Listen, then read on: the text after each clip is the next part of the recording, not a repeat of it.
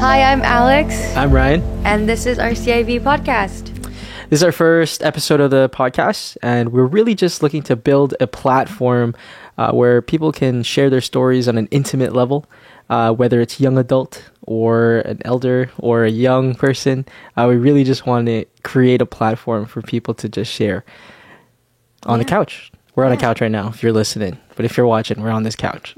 Comfy vibes. That's what we're trying to create here. Yeah, so maybe going forward, it could be you. You share your story with us, and we can talk and, share our stories. We all go through our testimonies, and we all go through our journeys. And I think to create a space where we can be vulnerable and we can learn from one another. So, yeah, I hope you guys stay tuned for more coming up. And we're so excited for what we have planned for everyone going forward. Yeah. So for our first episode, we are talking about specifically our faith stories. Yeah. So Alex, let me ask you a question. What's your What question? is a faith story? Yeah, I think, like you were saying this earlier, like everybody's faith story is so different because we're all so different. And I know I like what you mentioned earlier was our walks with God, like the connection that we have, they all come in different forms. I mean, for me personally, it comes through music. I'm learning also different ways what that looks like as well. But I mean, it's very personal as well, I will say. Like, it's to each their own. You know? I said faith story, but we could also refer to it as faith journey, right? Right. And it could literally be a journey of faith. Right. Yeah. But yeah, everybody's faith journey is different. Everybody experiences Jesus differently. Very true. Yeah. So we're going to start out with faith journeys this episode. Hopefully we can bring in some other people so they can share their faith journeys as well. But let's dive it in. Why are you here? How did you get here? How did I get here on this couch? That's a great question. Yeah, I mean, I was born and raised in the SDA church. I am third generation SDA. Woo. Yeah, my grandpa, he's an SDA, then my dad, and now me. So I think, like, maybe some people can relate to this. Like, when you first get into it, I mean, that's all you know growing up. Like, Saturday was church till sundown. You can do whatever you want. Well, not whatever you want, but, like, there's no playing, running, stuff like that. But I think for me, like, growing up, I did move around to different churches, and it took me some time to end up here at CIV. I was at a Spanish church, I was an English church, and then here I am at another English church. So I've experienced quite a few different dynamics of the SDA, like, community and church. Yeah. But I think for me, I think it's grown me into the person that I am to experience all those different types of churches, which, don't get me wrong, like, I think we can all learn from each other. But yeah, sorry, I'm just thinking about all my times that what brought me here. And I think it's every day is a journey if I'm thinking about it. But for me, it took a lot of growing. It took a lot of understanding as well. I mean, I think I'm still growing in understanding. But at one point in my life, I will say, it's safe to say, like, I did go through religious trauma, and it really impacted me. And unfortunately, it resulted in me having to leave a church. And eventually, I think things do come around. There is, if we truly understand, we can see the bigger picture. And it brought me to here, CIV. And I think truly this is where I belong, even though I went through so much as a kid. And I'm still learning as a young adult. But yeah, it brought me to where I am. And I'm still learning even here. When I first got here, I didn't think I'd be serving here on this couch. Mm-hmm. Yeah, it took me a long time coming, I will say. Sure. Yeah, can we unpack that? Your religious trauma, I guess. Okay. So what are the things that happened in your previous church before coming here to CIV? Yes. That kind of contributed to that? It was really when I was as a teenager. I was 13, 14. The church that I was attending, I was part of Pathfinders, and Pathfinders. Yeah, if you know. Yeah, if you know, you know. Yeah. We are the Pathfinders strong, Yep. But yeah, so it was something that I really liked going to church for, if I'm going to be honest. Mm-hmm. It was what I waited for, to go see my friends and to go sit and, be rambunctious. And, we would always wait for Sunday to come because it was Pathfinder Day. Wait, you guys had church? You guys had Pathfinders on Sundays? Yeah, so we'd go to church, we all meet on Saturday, and then we'd like, chill and like have potluck and stuff like that. And then we'd do stuff after. And then Sunday would come and we'd be like, yeah, time to see each other again. And That's then, like, crazy. Yeah, so it was like a weekend of just like hanging out. Wow. But it was more than that, I think. Like we also did like, looking back at it, I'm like, we really did impact our community as well. We did like bottle drives and we would go like to soup kitchens and all that. And it was an experience. I mean, as a 14-year-old, you really don't know, you're not really entirely like sure of what you're doing because you're like, all my friends are doing it. Let's all go do it. Like, this is fun. You're spending time with your friends. But I guess like looking back at it, I'm like, I didn't really realize that I was benefiting the community. I was out there. We were, doing ministry. But yeah, so it was a really important part of my life. During that time, I met a lot of my close friends, and some of them did not like have Jesus at home, and they found Jesus here at church.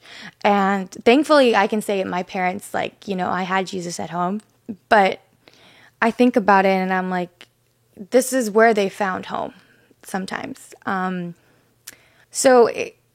Those people were really close to me. And at one point, I think it's kind of sad to say that the older people of the church did not like that. And they saw that the exact words were social group, rather than actually, what we were doing. They couldn't see beyond what we were doing. In reference to your Pathfinders? Yeah. Yeah, they were saying you guys were a social group? Yeah, okay. So it was just unfortunate because they just didn't really get to know us as a whole, I think. If they did, maybe things would have turned out differently. But unfortunately, it came down to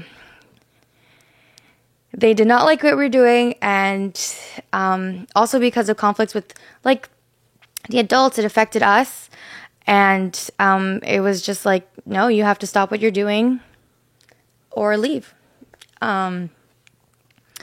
And it was a battle, I think, not only like spiritually, but like in the church too. Like I will say, there was division, and it's very unfortunate because I'm like, I think about that and I'm like, why are we dividing as a church over, I'm sorry, a silly Pathfinder group? Like, it doesn't make any sense. We were doing God's work, I believe, truthfully. And yeah, I just remember at one point, like, there was a board meeting, and I was like, I don't know, 13. And I appreciate my dad. He gave me the space to be vulnerable and to go up there and stand before all these older people and say, this is not fair. Like, I was crying, saying, how can you do this to us kids? And usually I was like, I cry at home, like I keep that at home. But I was like, as a kid, I was like, no, I feel like I have to go and tell these people and say this. And I just remember like crying, like, this is not fair. How can you guys do this to me? But I guess even after all the tears, nothing really fixed. So we had to leave. I think it was a point where my parents were also like, okay, well, we can't stay here if our kids don't feel entirely accepted, which is unfortunate because like we didn't know any better as well. Like we were just kids. It's kind of sad that like the older people of the church were fighting a bunch of 14-year-olds. Yeah. That's literally what it was. But eventually we went on our own faith journey as a family as well to go find our next home church, which we went from like Filipino church and different churches as well, which was very exciting because also like we get to experience different cultures as well. So I appreciate that as well. But it eventually brought us to CIV and got to reconnect with some of my friends too that I've known since kindergarten. And here I am like serving. And I think when I first got here as well, I didn't think that I'd be doing what I'm doing. It also took me a step to like be vulnerable and be like, hey, I want to be part of this team. I want to do this. But yeah, I think even with that whole experience, it did traumatize me in a way because I was like 13. It made me scared for also the next church that I was going to go to. I was afraid, and my parents know this as well. I was anxious, like, am I going to feel accepted for whatever reason? Because truthfully, I think I don't really understand the whole reason of why they were so upset with what we were doing with Pathfinders. Maybe I'll never know. But I've learned that, I can't also let people dictate my walk with God because it's my own. Like you said, like, it's personal. Yeah. It all looks different. Yeah. And just because I'm not accepted by, like, it hurts. As a kid, it hurts. It really does hurt. Like, when you look at the older people, those are people you look up to.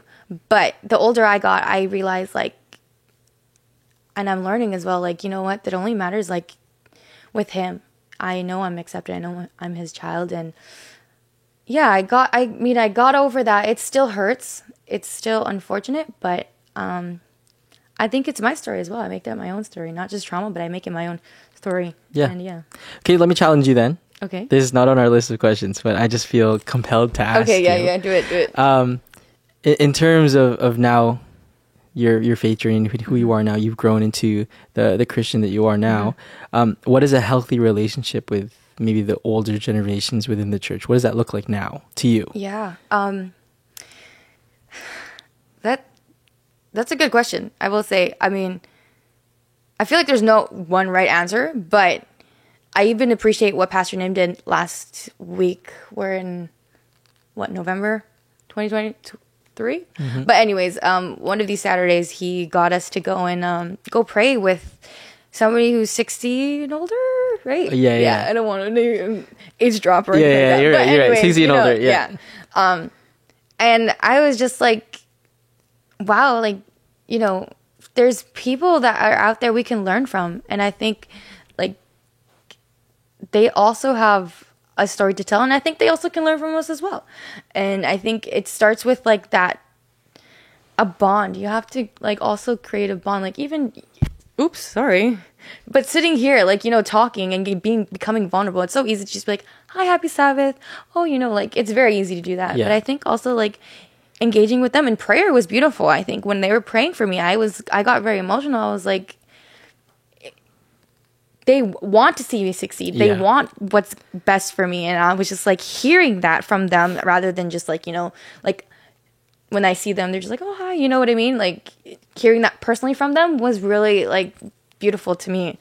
And I think a connection and just talking and being vulnerable to one another, and knowing that we all have our differences no matter what. Like, I think there's so much we can learn from each other, even though I'm like, sometimes I feel like I'm 23. What can I teach? But I think that's where I also have to let my guard down as well and know that, people can learn from me as well. I think. Yeah.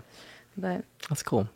So if you could describe your faith journey in 3 words. Oh, man. What 3 words would you use? Yeah. After all of that, it was a beautiful story. Yeah, you really stumped me with that. With that last question? The what 3 words? Oh, the 3 words. Yeah, the 3 words one. Yeah.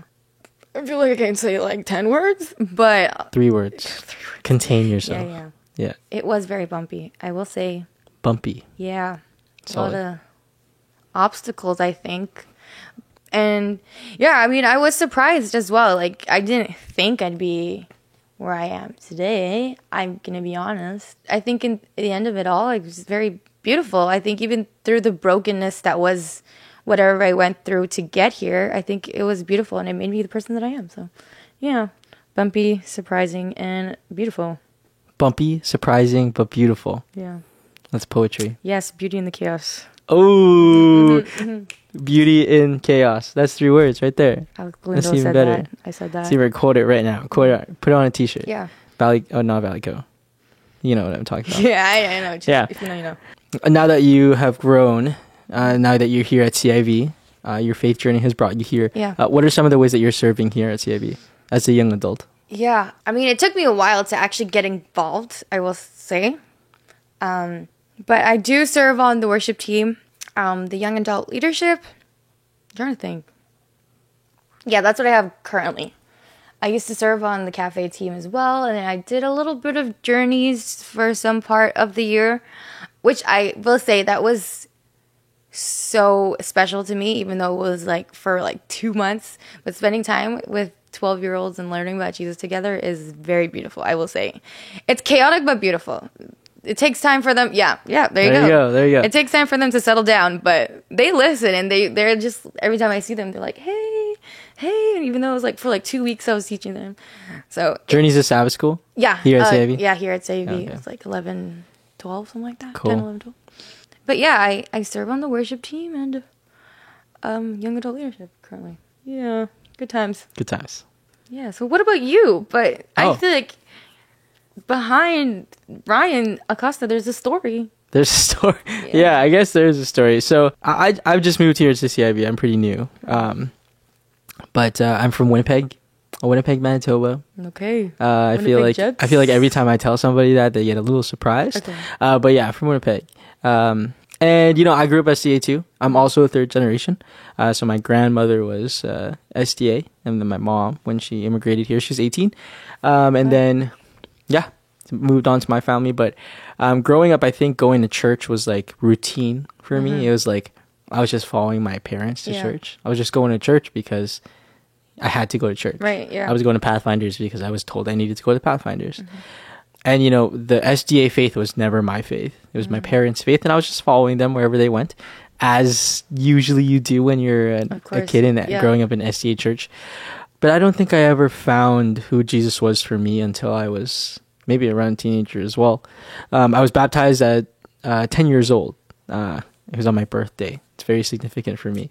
Nice. But I was 10 years old, and I was just excited to be baptized because being baptized was like the thing back then. Yeah, it made you cool. And it was like, oh, are you baptized yet? Yeah. No. Oh, you can't eat the bread and the wine during communion. You have to wait your turn. Yeah, you gotta wait till you're baptized to eat that. But then it's like, I was like super excited to be baptized because then I could eat the communion food, right? Yo, that stuff slaps. I will say it's really good. I will say so. But yeah. They do open communion now, so like you could eat it even if you're not baptized. But at the time, I was just really excited to be baptized, not just because of the communion bread, it's fine. but because I was excited to whatever people were saying about baptism. I was just excited to be baptized. But even after I was baptized, I think I was expecting like this big thing to happen, and I just got wet. Like that was baptism. Okay. Like that was it. I was like, okay, God, where are you at? Yeah. But then anyway, and then I continued still going to church, like still following my parents wherever they went. But this new pastor came into Winnipeg. His name is David Guzman. Shout out. He's in Alberta now. But he really changed the game for me and really allowed me to create a definition of Jesus, of my Jesus, of who Jesus was to me. And at that point, there was a turning point in my faith where my family's faith was not my family's faith anymore. It was my faith. And I truly think that's when I started to walk with God. And then around that time, I got really sick. I started losing tons of weight. I was 80 pounds. So I was literally like skin and bones. You could you literally, that's it. I kept telling my mom like, oh, I'm okay. It's just a growth spurt. I'm growing. That's why I'm losing weight. But ultimately, my mom was like, you're crazy if you think you're just growing. So she took me to the hospital. They did lots of tests on me, tons of tests. I was like getting poked left and right, whatever, all that good stuff. And then finally, I got diagnosed with Crohn's disease. If you don't know and you're listening, it's an autoimmune disorder. It's a type of irritable bowel disease. Okay. So I just have gut issues. I have stomach issues. Yeah, sometimes my stomach hurts. So I went on a diet to kind of give my stomach some like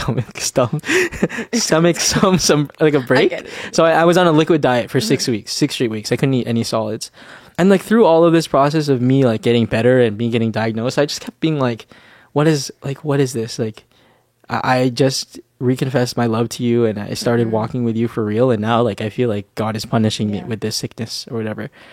And this is a really interesting story, but like my mom was so concerned with me. Nothing against my mom. I know she like was just thinking about the best of me, but she took me to my aunt's house, and my aunt, she's not SDA, so she was kind of like into like witchy stuff. No. So she grabbed an egg from the fridge and it made me like hold it. And I held the egg like this in my hand. And I was just holding it for maybe like half an hour. And then she took the egg from me and she put it in like a glass of water. And then based on how the egg floated in the glass, the aunt was like, yeah, someone in the Philippines is putting a curse on you. From where? Manila? And I was like, what? That's insane. Yeah, it's crazy. But like, I understand my mom, like she was just so like lost and she was just looking for answers. Desperate times, desperate measures. And I know she was just like finding the best for me. But, you know, someone was cursing me. And for the longest time, I thought it was a curse too. From an egg. From an egg. I know, right? But like come like a couple years later, I'm in remission now, so like it's dead. all praise be, man. Like, I would not be able to function if I wasn't medicated and if I wasn't in remission. So, but for the longest time, I thought that sickness was a curse. It's a disease.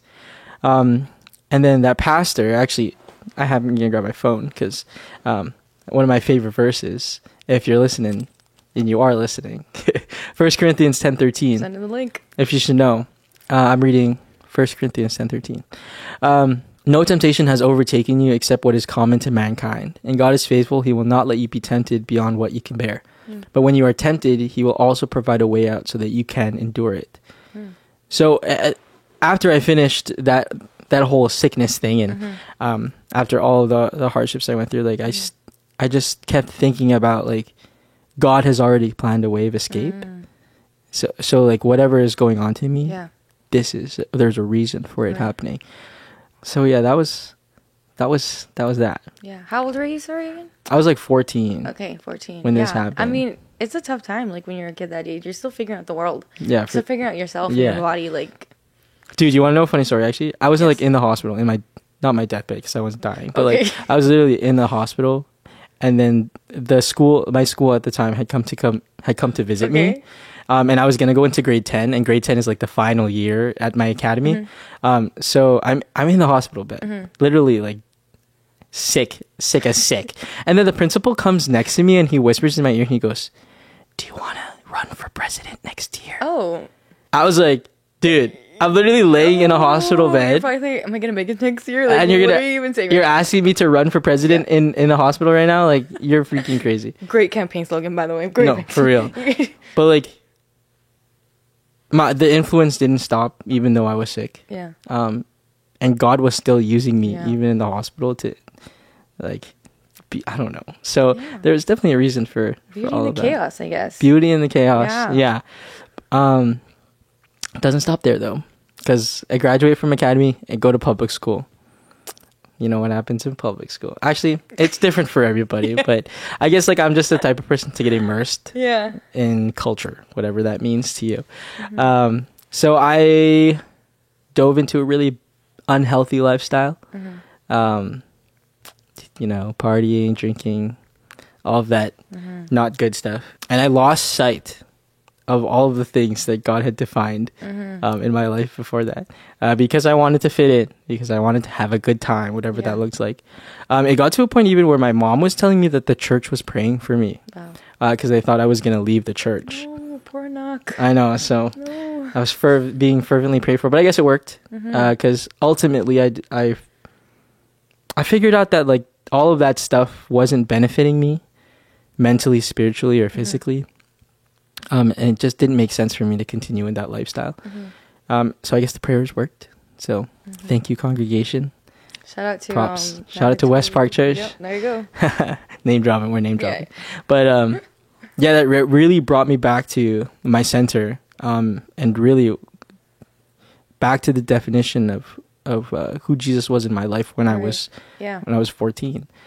And that really changed the game for me. I just dove into ministry, dove into leadership, and I was called to serve as a teacher. And that's kind of what brought me here to CIV, here to Fraser Valley. So it definitely has not been an easy faith journey. Yeah. And I think some of us take for granted growing up in the SDA church. 100%. Yeah, I think so. And, you know, we think that there's something better for us out there when we just got to look at where we are, and just be thankful for the faith journey that we have while we're still here. Yeah, no, that's very true. And it's funny you say that, because I think we both, in the similar sense, we have that same, like, we grew up in the SDA church, and eventually we had to make it our own, you know, like, it was one point our family, like, our parents' religion, and then we would go, obviously, like, to not create any problems, make them feel like, you know, like, hey, we're listening, don't worry, we're going. And it's beautiful even you talking about it, because I'm thinking of myself. I'm like, when did I make it my own? When did I say, okay, like, this is the religion that I'm going to stay in. This is what I believe in. This is what I follow. And it's hard, I think. It's really hard because, like, obviously, I think also growing up, like, there are points where you want to rebel against your parents. You can choose it to be like morals, you know, like at one point I can relate. Like I tried to do all the things that I wasn't allowed to do.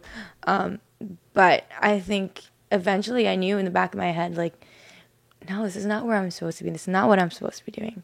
And eventually it brought me to believing in truly not only myself, but my relationship with God and who I am, who that makes me as a person, as a Christian. Yeah. So yeah, I think like claiming it, like I think a lot of the young adults out there can relate to as well, like making your religion your own, not just your parents, and trying to detach yourself from that. Yeah. But also I think it's also changing for us as well. Like the way it was for my father was a lot different. I mean, he went through his ups and downs as well. But what that looked like for him and all the rules he had to follow, and I'm thinking about myself as well. When did I make it my own? Because obviously there's so much traditions and whatnot, and when we're growing up as well, like there's things that we want to bring into the church. So yeah, I think make it our own, you know? Yeah. So that's why I think it's like we're even now, like you're 23, I'm 25. We're still defining our faith journeys, even here at CAV and even here at our ministries.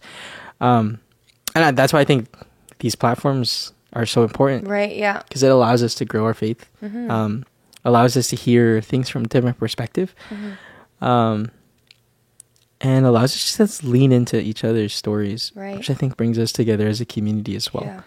Yeah. So yeah. Well, thank you for sharing. I know it's probably hard for you as well because, like, you're new to the province and it's tough. Like, I don't know, like, I haven't had to experience what it's like to move to a new place again and just, like, find new friends and find new community. So how's that been for you? Like, tell us. That's pretty recent, hey? Yeah. Super recent. Yeah, I moved here in July. Okay. July 25. And I mean, I guess the first couple of weeks there was camp meeting. So I was going to camp meeting. Camp meeting. There's tons of people at camp meeting. Like, That's like Coachella, SDA Coachella. SDA Coachella? SDA Coachella. You bring the best fits for the 10 days. That's and hilarious. I never thought about it like that. SDA Coachella camp meeting. That's hilarious. But yeah, like I'm from Manitoba, right? So my camp meeting is maybe like 500 people. Okay. Maybe like 1,000 people. And then like I came to camp meeting and here at Hope and everyone's like, oh yeah, I expect like 7,000, 8,000. I was like, huh? Yeah, what does that That's even look like? a ton of people. Yeah. But you know, at first it was overwhelming for sure. I felt a little lost. This would be like my 4th time having to adjust. Okay. Because I had to go to public school, so I had to adjust. And then I went to public university, then I had to adjust. Then I went to Berman, I had to adjust. Dang. Then coming here, I had to adjust as well. But, you know, I was really attracted to CIV because of the population of young adults here. Yeah. Like, you know, I don't think you would be able to find a young adult population like CIV's, honestly, Wow. for real. Because I said when I went into Say that louder for the people in the back. when I went to Sabbath school, Yeah. to see a full Sabbath school of young adults, Yeah. like that's unheard of. Really? Like That's literally uncalled. Okay. So, because back home, I guess this ties into my journey. I was like kind of the only one left in my generation, so everyone else was like younger, so a couple years younger. So to be at a Sabbath school where everyone was my age was kind of like, phew, like mind blowing. But it was refreshing. Like it was crazy to see so many young adults still in the church. Yeah. So there's definitely something in the water here at CIV that's Wow. making people stay. So I decided to stay too. Okay. So I've been out here, just finding ways to serve. And I think that also helps with my integration as well. Just like serving on the worship team, helping out with Valleyco or just being at Valleyco Yeah. events and things like that. But there's a space for young adults here. Yeah. And I think that's important in many like faith journeys. For sure. That there's space in a church for for our age group. 100%. I think it's also very easy for us to go find, I think even for myself, like I think about my peers, like validation, and some of us need that sometimes, like especially in the age that we're going through. We're lost about like what we're gonna do with our lives, and like marriage, and like finding a spouse, and all these things. And it's just like it's very easy to walk away from the church, but also I think, yeah, you're right, like we have this space, and I think it's beautiful that we can utilize this. We can talk and we can tell our stories and whatnot. So yeah, I'm also really excited. Like this is a beautiful thing we can learn from each other. So yeah. So tell us about worship though. I mean, I know you sing. So why worship? Why did you feel like it was worship? Yeah, I feel like music is a universal language. Like no matter what culture you are, you have, or where you come from, music is tied into your culture. Growing up, it definitely was. My parents sang and they played instruments, and growing up, like even just like in the church and stuff, I was built to do that stuff. Yeah. And I was trained to do that stuff, but I learned to love it. And you know, it became a passion when I started to seek out more opportunities to do those kind of things. So like even in school, like leading chapels and things like that. You probably did that stuff too, right? Yep. Yeah.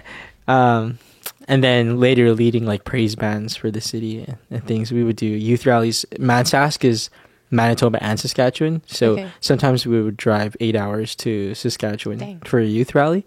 But we would do the music there, and it'd be fun times. But I just found like this passion for serving in that way, and for communicating my faith through the music that I was doing. Yeah, when we're talking about faith journeys, right? I feel like you can, I don't know, but this is just me. Like you can kind of see somebody's faith journey in the way that they worship. 100%. Right? No, yeah. Yeah. So I think in my way, my testimony, you know that song, "This is my testimony." Yeah. Yeah. Like literally my testimony is the song that I sing. Songs that I sing. And each song is a testament of faith. Right. So I think when it comes to being here and being new, that's just a ministry that has always been a part of my life, and that has such a big impact that I just want to continue doing it until I can't. Yeah. How about you? Yeah, I mean, for me, I'm just like crazy you're saying this, because I'm like, yep. I know exactly what you're saying.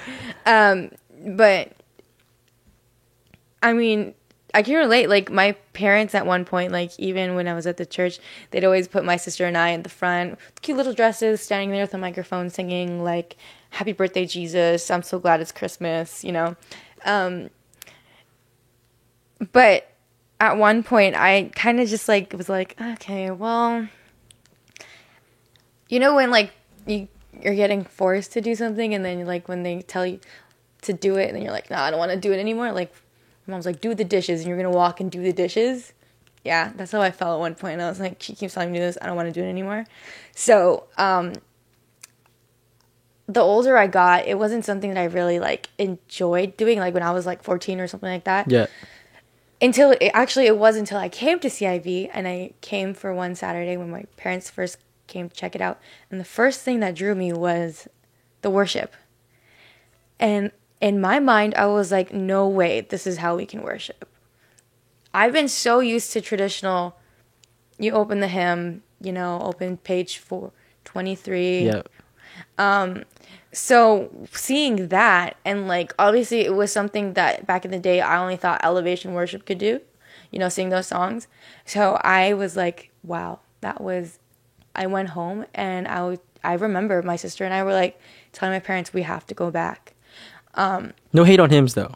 Oh yeah, no, we 100%. love the hymns. No, we no, love no, the hymns. Yeah, no, 100%. No, no, don't get me canceled. Don't get me canceled. No, but it's something that I was so used to, like tradition. You know what I mean? And there's nothing wrong with like, I think also hymns when we do it here at church too. It's beautiful. Like it's poetry. Yeah. It's a psalm in itself. It's poetry. I think even the contemporary music that is written too. It's poetry. It's a testimony as well. Like people write, you know, whether it is like how they felt, their journeys, and yeah, I think music is a testimony in itself. But yeah, so when I came, I was like, no way, like this is insane. Like I can do this. So I was like, okay. I told my parents, like, let's go back. And also my friends were here too. Like then I moved back to Fraser Valley. And I just wanted to be around my friends, but also it was the music. I will say it was the music that drew me here. I just remember though, I just never really thought I could be on the stage though. At that time when I was 16, I was like, nah, it's okay. I'll just sit here in the back. And what's unfortunate too is like, I think every teenage probably kid goes through this where they're like not really paying attention in the sermon. Maybe they're disrupting, they're like talking to their friends and stuff like that. Yeah, I used to do that. So I've been there. Me too. Yeah. At one point you kind of open your eyes and you're like, okay, like I'm here. I think I have to listen. And I remember I was like, okay, it was for my graduation, and my friends were like, oh yeah, you should do something, and also was like, okay, I want to do something because I haven't sung in a long time. Like last time I sung was like I was a kid or something. So I was like, okay, I'll do something for my grad. I chose the song So Will I, and I remember I was like going to go and memorize the lyrics, but like as a script, you know. I printed it out. I remember I was just memorizing the lyrics. And at one point, like, when I went to go memorize them again, I was, like, reading the words. And I was like, no way. Like, how have I been missing all of this, like, life-changing, like, words? I was like, no way. And I will say, though, I was still very nervous to get up on the stage. Like, CIV stage can be sometimes a little bit intimidating. But, like, if you think about it, then it took me some time also to think about it. That's not a stage, like, at all for any performance or anything like that. I'm there to lead. I'm there to bring the congregation and, like, make them feel comfortable. Yeah, so I think it was after that, and I remember then Jolly was like, Alex, I didn't know you could sing. And I was like, yeah, I didn't know either. I forgot. And she was like, yeah, you should join the worship team. I was like, thinking about it, and my parents were like, yeah, you should do it. And I was like, okay, yeah, I'll give it a go. So this was like, I don't know, 2018. So I was like, what, 5-6 years ago? Like 5 years. Oh my word. Yeah. No way. That's insane. Anyways, but I mean, even since then, I've done a lot of growing because, like I said, that sometimes when you're up there, it can be really intimidating, and it can go to your head. It really can. And when I first was on there, I remember I just wanted to be perfect. I wanted to put on a show. I wanted to put on the best performance ever and prove to these people that I can sing. But in the sense of, like, I can sing well, not like I can worship well, you know? And I obviously got stuck in my head. And when I first did my lead, I was, like, voice cracking. And I was like, why? And I think that was also a humbling experience for me, too. I was like, why are you trying so hard? It was Reckless Love. Reckless Love classic. That was like 2018, 2019 yep. anthem. Yep. Everybody be singing that. We were singing that. It was a bop, for real. But a couple months go by, and then I'm at camp again, and I'm like, they asked me to sing a song, like to lead the kids' camp worship. And I remember that song came up again, like we were doing Reckless Love. But this time it was different because I don't know, also it was because it was kids that were like in front of me. It wasn't like a bunch of like a big congregation of like adults and all that. That was the first time I felt myself let go. And it took me some time. I was even on the stage sometimes, even like nervous, like, oh my gosh, I'm on stage, like, oh, like freaking out, like, but I wasn't thinking about like, why was I nervous? Was I nervous for myself, for the people, or was I nervous to like, you know, for him? Like there wasn't really, it was more for like what I was going to look like, you know? Anyway, so yeah, it was then at kids camp where we sang Reckless Love, and it was really weird. I just let myself go. Maybe weird isn't the right word, but it was me being vulnerable in that sense of like, I'm going to sing, but I'm going to sing with my heart, not with like my voice, you know? And I let myself go, and I realized that like worship is a form of expression, and I expressed myself, whether it was to like these 12-year-old kids, they're probably just like, okay, like go off sis. But in my mind, I was like singing the lyrics. I was singing those words, like, and I was believing them to be true. And ever since then, when I came back, like, because then I took a year off school, and I was like, oh yeah, I'm going to stay here at CIV more often. I had to learn, but I grew in that sense of like making worship an expression. It was my way of communicating with God as well. Like what songs we're doing, I'm going to sing that, and I'm going to believe it. And I'm going to make this moment when I'm on, you know, the stage, it's me and God, not me and these people. It's me and God. And it's the way I praise him and the way I talk to him. So, and it's like, I think about it, I'm like, it's me and God, and then people are there with me, you know? But yeah, I think for me, it took a lot of growing to do, and just, I think some can relate. It's sometimes intimidating, and it's like, but when you fully let yourself go and you fully surrender yourself in the moment of like the lyrics, because I think the lyrics hit so much more than like any musical instrument could. But yeah, that was like, that's when I realized like I talk to God through music, and God talks to me through music. So yeah, it was definitely a journey. Yeah, I feel like we could talk about worship. Oh like, yeah, no, 100%. Forever. Yeah. So if you are listening and you want to hear maybe a worship series in the future, true. Drop a comment. Are we doing comments? Are there comments? There's comments now. Yeah, there's comments. Drop a comment down below. Yeah. Like, comment, and subscribe to the podcast. Let us know what you want to hear. If you want to hear more about worship, we can get Jolly on here. Yeah. We can get more people on here. But yeah, you know, it's just me and Alex have told our faith journeys, and you know, the emphasis is that our faith journeys are never finished. The story is never ending. Yeah. And the end goal, hopefully for my faith, is heaven. That's the end goal. And the journey, is Pastor Nim shared last week, it gets narrow, and it won't be easy. And it never is easy. I think every faith journey, there's some struggles because we live in a world of sin. Of course, yeah. But it's a journey. That's what it is. Yeah. It continues on. So we would love to hear some of your guys' stories out there. Yes. So please, drop a comment if you want to be a part of the podcast. We would love to hear your story. Yeah, I mean, I think everybody has a story to tell, so we want to hear them, and we also want to make you guys comfortable. So, yeah. We got an extra seat on the couch right here. We can make you feel nice and cozy. Right there. It's a really soft couch, if I'm describing for those who are listening. Yeah, and I think it's also, like, thank you, Ryan, for being a part of this as well. Like, we're young and we're learning. I mean, you guys know, you've heard it from us. We're still learning, and we've hit a couple of bumps in the road, but we're here, and we want to serve, and we want to get to know each other, and we want to be vulnerable together. And I think that's how we grow. Also, as a church, this is also a growing platform for our church as well. So, and if there's any young adults that are out there as well, and they don't think that they're adequate, like, look at us. Like, take it. Like, we're not perfect. Be a part of the podcast. We're not perfect. Come join us. But, yeah.